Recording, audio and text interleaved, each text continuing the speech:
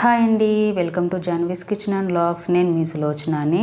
ఇవాళ హెల్తీ దోశ రెసిపీని షేర్ చేస్తున్నాను. అది జొన్న దోశ. జొన్నలు చాలా హెల్త్కి చాలా మంచిది కదా అండి. సో ఈ జొన్నలతో ఏ రెసిపీ చేసుకొని తిన్నా చాలా మంచిది. ప్రోటీన్ శాతం ఎక్కువగా ఉంటుంది. అలాగే బ్లడ్ షుగర్ లెవెల్స్ని తగ్గిస్తుంది, డైజెషన్ని ఇంప్రూవ్ చేస్తుంది, హార్ట్కి కూడా చాలా మంచిదండి. ఎలా చేయాలో చూద్దాము. ఒక గిన్నెలోకి 1 కప్పు నేను జొన్నలు తీసుకున్నాను. అదే కప్ తోటి ఒక 1/2 కప్పు మినపప్పు తీసుకున్నానండి. నేను ఇక్కడ పొట్టు మినపప్పు తీసుకున్నాను. దానిలోకి జొన్నల్లోకి ఒక 1 స్పూన్ వచ్చేసి మెంతులు తీసుకొని వీటన్నిటిని శుభ్రంగా 2 సార్లు కడుక్కొని జొన్నల్ని మినపప్పుని కడిగేసుకొని ఒక 8 అవర్స్ మనం నానబెట్టుకోవాలండి. జొన్నలు బాగా నానాలి. బియ్యం కంటే జొన్నలు బాగా నానితేనే దోశ బాగుంటుందండి. ఒక 8 గంటలైనా నానాలి. మూత పెట్టుకొని ఒక 8 గంటలు నానబెట్టుకుందాము.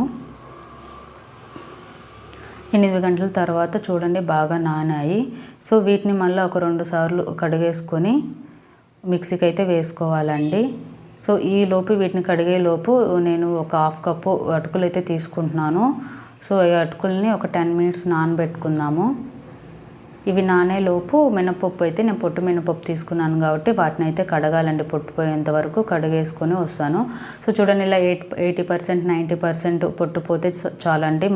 ఇప్పుడు వీటిని ఒక మిక్సీ జార్ తీసుకొని మిక్సీకి అయితే పట్టుకుందాము. మిక్సీ జార్ తీసుకొని దీంట్లో ఫస్ట్ జొన్నలు, అలాగే కొద్దిగా మినుములు, దాంట్లోనే కొద్దిగా అటుకులు కొంచెం కొంచెం వేసుకొని మిక్సీకి అయితే పట్టుకోవాలండి. మెత్తగా మనం దోసపిండి ఎలా అయితే పట్టుకుంటామో అలాగే మిక్సీకి అయితే పట్టుకోవాలి. కొంచెం వాటర్ యాడ్ చేసుకుంటూ మిక్సీకి అయితే మెత్తగా పట్టుకోవాలండి. సో ఇలా మిక్సీ పట్టుకున్న దాన్ని ఒక గిన్నెలోకి వేసుకోవాలి. ఇలాగే మిగతాది కూడా మొత్తం పట్టుకొని ఒక గిన్నెలోకి వేసుకోవాలి పిండిని అంతా.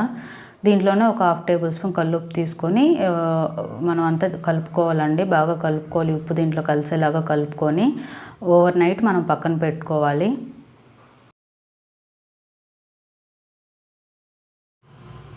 చూడండి మార్నింగ్ అయితే పిండి పులిసింది. సో ఇలా కలుపుకొనేసి మనకు ఎంత కావాలో అంతా ఒక గిన్నెలోకి తీసుకొని మిగతాది ఫ్రిడ్జ్లో పెట్టేసుకోవాలండి. సో నేను దీంట్లో సాల్ట్ వేసుకుంటున్నాను. సాల్ట్ వేసుకొని కొంచెం వాటర్ వేసుకొని మనం దోసకి ఎలా అయితే కావాలో ఆ బ్యాటర్లో మనం కలుపుకుందాము పిండిని. దోశలోకి చట్నీ అయితే ప్రిపేర్ చేసుకుందామండి. గ్యాస్ మీద ఒక బాండల్ పెట్టుకొని దాంట్లో 1 టేబుల్ స్పూన్ ఆయిల్ వేసుకొని 1 కప్పు పల్లీలు వేసుకొని ఫ్రై చేసుకోవాలని మీడియం ఫ్లేమ్లో ఫ్రై చేసుకోవాలి. నేను ఎండుమిర్చి వేసి చట్నీ చేస్తున్నాను. ఈ చట్నీ దోశలోకి చాలా బాగుంటుందండి.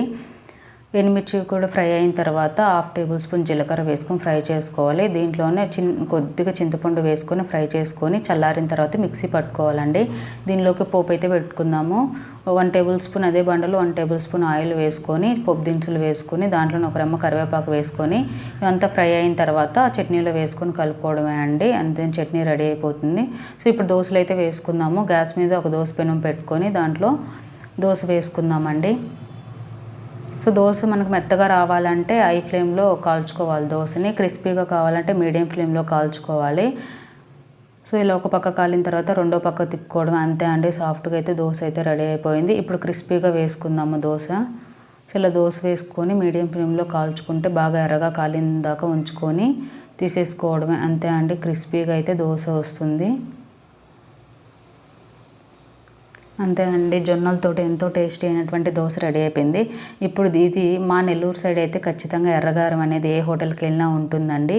ఈ పల్లీ చట్నీ ఎర్రగారంతో దోశ తినండి, ఎప్పుడైనా చాలా టేస్టీగా ఉంటుంది. మీరు ఒకసారి ట్రై చేయండి. చాలా అంటే చాలా మంచిదండి. వెయిట్ లాస్ అవ్వాలనుకునే వాళ్ళకి కూడా చాలా మంచిది ఈ దోశ. సో జొన్నలతో ఏ రెసిపీ చేసుకొని తిన్నా చాలా మంచిదండి. సో మీరు ట్రై చేసి నాకు కామెంట్ చేయండి ఎలా ఉందో. ఇదండి ఇవాళ వీడియో. నా రెసిపీ కానీ నచ్చినట్లయితే లైక్ చేయండి, షేర్ చేయండి, సబ్స్క్రైబ్ చేసుకోవడం మాత్రం మర్చిపోవద్దు. అలాగే పక్కనున్న బెల్ ఐకాన్ని క్లిక్ చేయండి. నేను చేసే వీడియోస్ మీకు నోటిఫికేషన్ వస్తుంది. Thank you for watching. Bye.